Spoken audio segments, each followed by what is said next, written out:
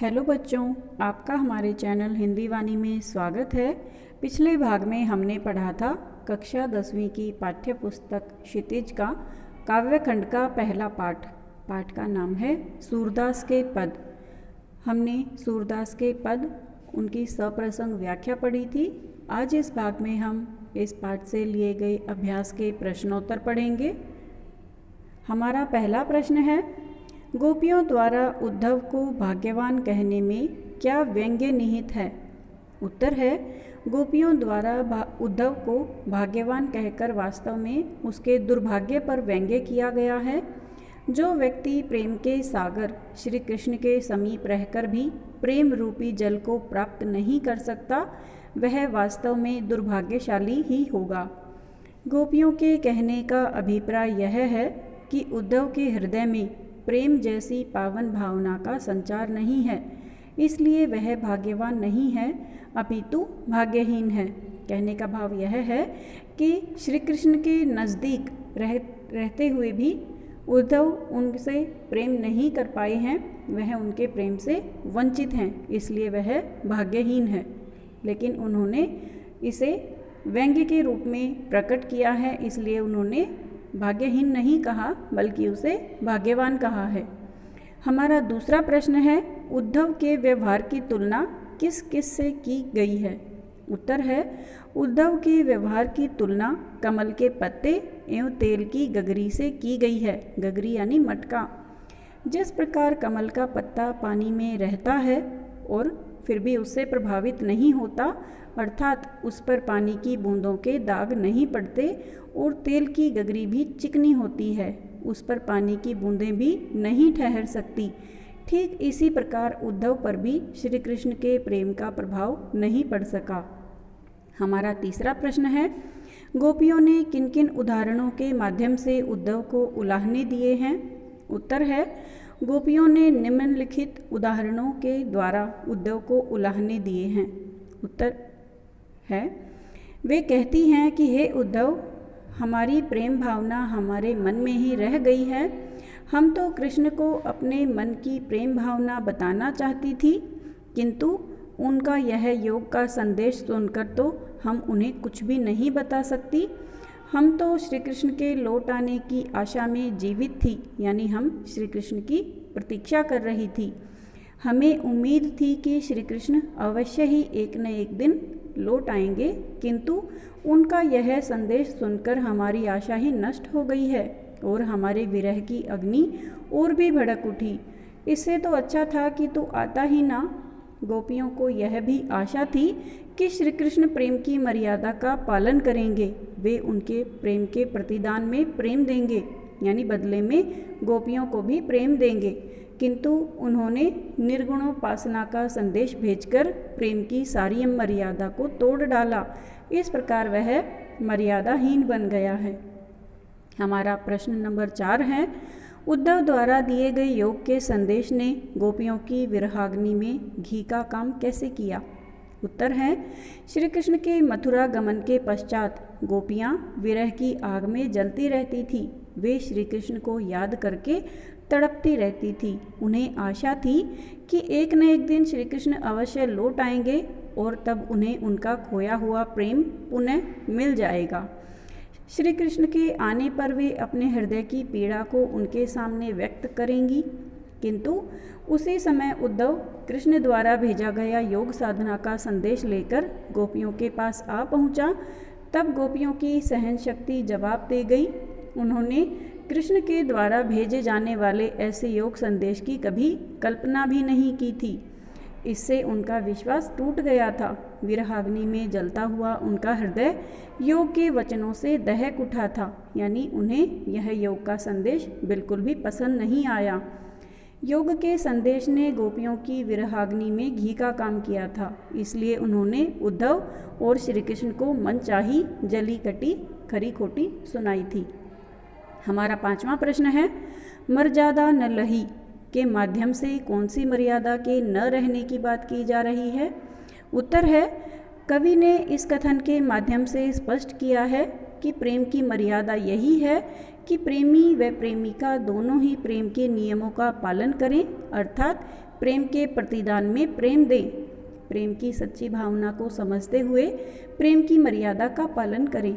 किंतु श्री कृष्ण ने गोपियों के प्रेम के बदले उन्हें योग साधना अपनाने का संदेश भेज दिया, जो कि उनकी एक चाल थी।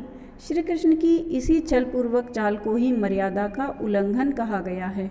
हमारा छठा प्रश्न है, कृष्ण के प्रति अपने अनन्य प्रेम को गोपियों ने किस प्रकार अभिव्यक्त किया है?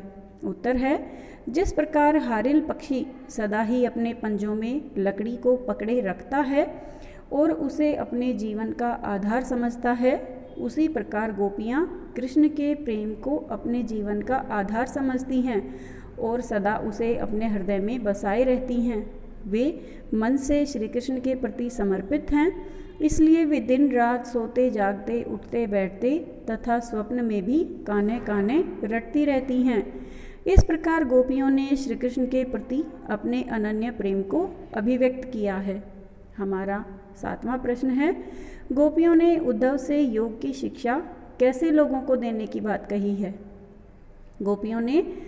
गोपियों के अनुसार उनका मन श्री कृष्ण के प्रेम में लगा हुआ है। वे एकनिष्ठ भाव से ही कृष्ण से प्रेम करती हैं।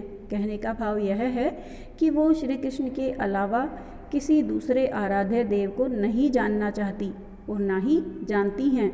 इसलिए उनके मन में किसी प्रकार की उलझन व दुविधा नहीं है। वे कृष्ण को नहीं भूल सकती। अतः गोपियाँ कहती हैं कि उद्धव को यह शिक्षा उन लोगों को देनी चाहिए जिनके मन चक्री की भांति घूमते हों, अर्थात जिनके मन में दुविधा हो तथा जिनके मन अस्थिर हों, उनको यह योग का संदेश देना चाहिए। हमारा आठवां प्रश्न है, प्रस्तुत पदों के आधार पर गोपियों का योग साधना के प्रति दृष्टिकोण स्पष्ट करें। यानी गोपियाँ योग साधना के बारे में क्या सोच रही हैं? उत्तर है, गोपियों के लिए योग साधना बिल्कुल निरर्थक है। उनके लिए तो यह कड़वी ककड़ी की भांति व्यर्थ एवं अरुचिकर है। योग साधना की शिक्षा उनके लिए कष्टप्रद है। वह उनके कानों को भी कष्ट देने वाली प्रतीत होती है। यानी वो इस साधना के काम को सुनना भी नहीं चाहती। इतना ही नहीं, वे योग साधना को अनीतिपूर्ण तथा शास्त्र विरुद्ध एवं अग्रहणीय बताकर उसका विरोध करती हैं। वे यहाँ तक कह देती हैं कि इस साधना की शिक्षा तो उन लोगों को दो जिनके मन भ्रम में पड़े हों, जिनके मन अस्थिर हों, क्योंकि गोपियों के मन तो श्री कृष्ण के चरणों में ही स्थिर हैं। वे कहीं डोलना नहीं चाहता। यानी गोपियों के मन केवल श्री कृष्ण को ही याद करते रहते हैं, किसी और देवी देवता को वो मन में नहीं लाना चाहती। हमारा 9वां प्रश्न है, गोपियों के अनुसार राजा का धर्म क्या होना चाहिए? उत्तर है, गोपियों के अनुसार राजा का धर्म प्रजा की रक्षा व कल्याण करना होना चाहिए। उसे अपनी प्रजा को किसी प्रकार का कष्ट नहीं देना चाहिए तथा राजा को अपनी प्रजा के सुख चैन का ध्यान रखना चाहिए। हमारा 10वां प्रश्न है, गोपियों को कृष्ण में ऐसे कौन से परिवर्तन दिखाई दिए जिनके कारण वे अपना मन वापस पा लेने की बात कहती हैं?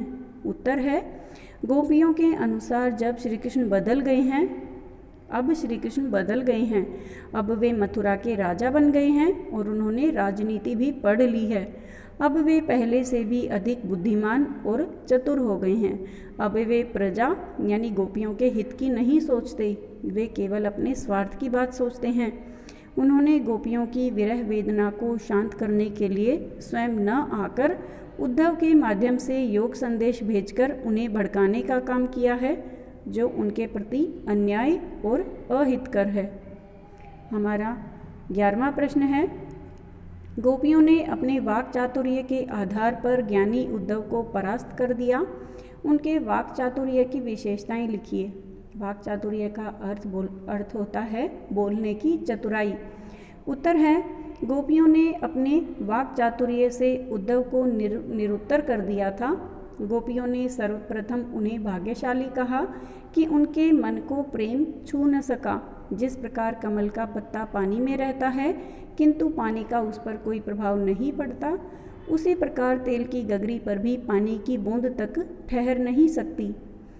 परंतु गोपियों के अनुसार योग साधना उन लोगों के लिए है जिनका मन अस्थिर रहता है या जिनका मन चक्री की भांति दुविधा में रहता है। वे स्वयं को हारिल पक्षी और श्री कृष्ण को हारिल पक्षी द्वारा पकड़ी हुई लकड़ी बताती हैं, जिससे उन्हें श्री कृष्ण के प्रति अनन्य प्रेम का बोध होता है। इस प्रकार वे अपने वाक चातुर्य से यानी अपने वाणी की चतुराई से उद्धव को परास्त करने में सफल होती हैं, यानी उद्धव को हरा देती हैं। 12वां प्रश्न है, संकलित पदों को ध्यान में रखते हुए सूर के भ्रमर गीत की मुख्य विशेषताएं बताइए। उत्तर है, सूर के भ्रमर गीत की सबसे प्रमुख विशेषता है कि इसमें गोपियों की श्री कृष्ण के प्रति अनन्य प्रेम की अभिव्यंजना हुई है। वे अपने हृदय में हारिल पक्षी की भांति श्री कृष्ण के प्रेम को सदैव बसाए रखती हैं। गोपियाँ उद्धव को अपने वाक चातुर्य से परास्त कर देती हैं, जिससे सिद्ध हो जाता है कि कवि ने सगुण की निर्गुण पर विजय दिखाई है। भ्रमर गीत में व्यंग्य, कटाक्ष, उलाहना, निराशा, विरह की पीड़ा, प्रार्थना, आस्था, अनास्था, गुहार आदि अनेक भावों को एक साथ व्यक्त करने का सफल प्रयास किया गया है। भ्रमर गीत में ब्रज भाषा का सफल प्रयोग किया गया है। भाषा में जितना माधुर्य गुण है उतनी ही कटाक्ष व व्यंग्य करने की क्षमता भी है। संपूर्ण भ्रमर गीत में कवि ने अनेक अलंकारों का प्रयोग करके भाषा को अलंकृत किया है। भ्रमर गीत में विचारधारा के पक्ष के लिए श्री कृष्ण पर्दे के पीछे रहते हैं, किंतु गोपियाँ सामने आकर वार करती दिखाई देती हैं। हमारा 13वां प्रश्न है, गोपियों ने उद्धव के सामने तरह तरह के तर्क दिए हैं, आप अपनी कल्पना से और तर्क दीजिए। उत्तर है, गोपियाँ उद्धव को बता रही हैं कि हे उद्धव, यदि यह योग साधना इतनी उत्तम वस्तु है तो इसे मथुरा वासियों को क्यों नहीं सिखाते? फिर हम तो श्री कृष्ण की एक मन से आराधना करती हैं, हमारे पास तो उनका प्रेम ही जीवन के आधार के रूप में विद्यमान है। जिस व्यक्ति ने मीठी मिश्री का स्वाद चख लिया हो वह भला कड़वी ककड़ी और कड़वी निबोरी क्यों खाएगा? हम गोपियाँ कोमलांग युवतियाँ हैं, जबकि योग साधना बहुत ही कठिन शारीरिक साधना है। इसलिए योग साधना की शिक्षा या उपदेश कहीं और जाकर दीजिए। गोपियाँ योग साधना को स्वीकार नहीं करती। हमारा अगला प्रश्न है, उद्धव ज्ञानी थे, नीति की बातें जानते थे, गोपियों के पास ऐसी कौन सी शक्ति थी जो उनके वाक्चातुर्य में मुखरित हो उठी? उत्तर है, गोपियों के पास श्री कृष्ण के अनन्य प्रेम की शक्ति, उनके प्रति निष्ठा और पूर्ण समर्पण भाव की वह शक्ति थी जो उद्धव के समक्ष उनके वाक्चातुर्य में मुखरित हो उठी। हमारा 15वां प्रश्न है, गोपियों ने यह क्यों कहा कि हरि अब राजनीति पढ़ आए हैं? क्या आपको गोपियों के इस कथन का विस्तार समकालीन राजनीति में नजर आता है? स्पष्ट कीजिए। उत्तर है, गोपियों के मन में श्री कृष्ण के प्रति सहचर्य से उत्पन्न सच्चा प्रेम था। वे श्री कृष्ण के मथुरा चले जाने के पश्चात उनके विरह की पीड़ा से व्याकुल थी। श्री कृष्ण ने उनकी विरह की पीड़ा से उत्पन्न व्याकुलता को शांत करने के लिए स्वयं आने की अपेक्षा निर्गुण ईश्वर की उपासना का ज्ञान देने के लिए उद्धव को भेज दिया। श्री कृष्ण के निर्मम और अनीतिपूर्ण व्यवहार पर व्यंग्य करते हुए गोपियाँ उन्हें राजनीतिज्ञ की संज्ञा देती हैं। गोपियों के इस कथन का विस्तार समकालीन राजनीति में भी दिखाई देता है। जो मनुष्य शासन या राजनीति से जुड़ जाता है वह शुष्क एवं नीरस व्यवहार करने लगता है। उसके मन में प्रेम, स्नेह जैसी कोमल भावनाएं लुप्त हो जाती हैं। इसके अतिरिक्त वह प्रेम के व्यवहार की मर्यादाएं भी भूल जाता है। उम्मीद है बच्चों, आपको अभ्यास के ये प्रश्नोत्तर समझ में आ गए होंगे।